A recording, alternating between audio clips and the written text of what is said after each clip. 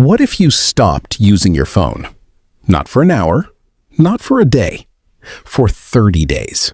No TikTok, no Instagram, no endless scrolling, no notifications. Sounds easy? Most people think so, until they actually try it. Because phones changed our brains, more than most people realize. Meet our volunteer. He accepts the challenge. Day 1 begins. The phone gets locked away. Everything feels normal. For about 10 minutes. Then something strange happens. He reaches for his pocket, but the phone isn't there.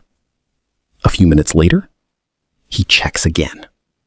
The brain already misses it. And then the cravings start. Not physical cravings, mental cravings. The urge to check again and again, every few minutes. Then comes boredom. Real boredom. The kind we rarely experience anymore. The brain wants stimulation. Fast stimulation. Instant stimulation. But it isn't getting any. So it starts complaining. Loudly. Then something strange happens. He feels a vibration, but there's no phone. It's called a phantom vibration, and it's surprisingly common. The brain expects notifications, even when none exist. Hours pass slowly, much slower than usual. Day 1 suddenly feels very long. But the second day is where things get really interesting. The phone is still gone, and the brain knows it. The cravings continue. Check your phone. Just one quick look. But he resists. Then anxiety appears. What if someone messaged me? What if I missed something important? This feeling has a name. Fear of missing out. Millions experience it, every single day. But something unexpected happens. The anxiety doesn't grow. It starts shrinking. Slowly. Very slowly. The brain is adapting. The cravings become weaker. Not gone, but weaker. Day 3 arrives, and that's when the real transformation begins. For the first time in years, his attention isn't being constantly interrupted. No buzzing, no alerts, no endless scrolling. Just focus. Real focus. Something most people rarely experience now. His mind feels quieter. Much quieter. Then another change appears. Sleep improves. A lot. No late-night scrolling, no checking notifications at midnight. He falls asleep faster and wakes up feeling better. Energy levels increase. The brain is recovering. And he notices something surprising. He has more free time. Much more free time. Hours he never knew he had. The phone wasn't saving time. It was consuming it. And this is only the end of week 1. Week 2 is where the real benefits start showing. The cravings are mostly gone. Not completely, but they're much weaker. His mornings feel different. No scrolling in bed, no checking social media first thing, just a calm start to the day. His attention keeps improving. Tasks take less time because interruptions are gone. Productivity increases. But that's not the biggest change. The biggest change is social.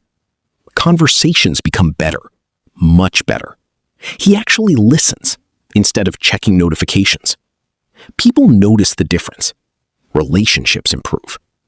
Stress continues dropping. Anxiety keeps shrinking. The mind feels lighter, more present, more aware of real life. By week 3, something unexpected happens. He stops thinking about his phone. Completely. The cravings are gone. The urge to check disappears. His focus becomes stronger. Much stronger. Reading becomes easier and more enjoyable. He finishes books faster. Creativity starts returning. New ideas appear. Ideas that were buried under distractions. He starts new hobbies. old hobbies return. Time feels different now. Slower, but in a good way. He notices things more. Small things. Important things. Life feels less rushed, less noisy, less overwhelming. For the first time in years, he feels free. By week 4, the changes become impossible to ignore. His mind feels calmer, much calmer. The constant urge is gone. Notifications no longer control him. He controls his attention.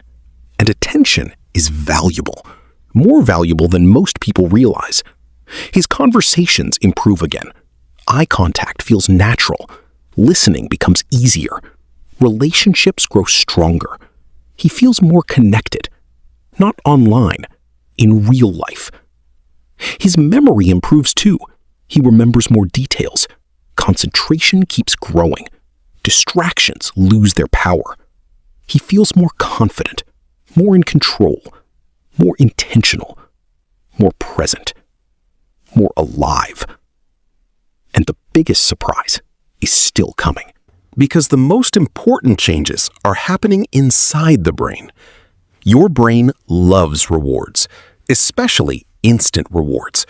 Every notification feels like a tiny reward.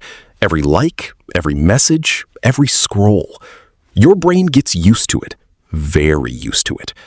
Then, suddenly, everything goes quiet. At first, the brain hates it. That's why the cravings happen. But then, something amazing happens. The brain adapts. It stops demanding constant stimulation.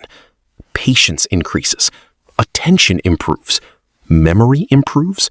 Learning becomes easier. Decision-making improves. Mental fatigue decreases. Emotional control gets stronger. The mind feels clearer. And this is only the beginning. The changes aren't only mental. They're physical too. The first big change is sleep. Better sleep. Much better sleep. No late-night scrolling. No endless videos. No checking notifications at midnight. The brain finally rests, and the body benefits. Eye strain decreases. Headaches become less common. Neck pain improves. Posture gets better. He spends less time sitting, more time moving, more time outside, more sunlight, more fresh air. Stress levels continue dropping. The body feels lighter. Energy keeps increasing. Daily routines become easier. Healthy habits become natural. And that's when another surprise appears. Because the biggest improvements may happen in your relationships. Without a phone, conversations change. You pay attention. Real attention. Not half attention. People notice the difference. They feel heard. They feel valued. Relationships grow stronger. Family time improves. Friendships improve. Even strangers get more attention. You become more present, more aware, more connected. Social media promised connection, but often delivered distraction. Real connection feels different, more meaningful, more memorable, more human. Confidence increases too. Less comparison, less pressure, more freedom to be yourself. But the most surprising benefit isn't focus, sleep, or relationships. It's boredom. Yes, boredom. Most people try to avoid it every single day. Waiting for coffee, waiting for the bus, waiting for anything. But boredom has a purpose, a very important purpose. It's where ideas come from. New ideas, creative ideas, big ideas. Without constant distractions, the mind can wander, and wandering minds create things, new plans, new goals, new possibilities.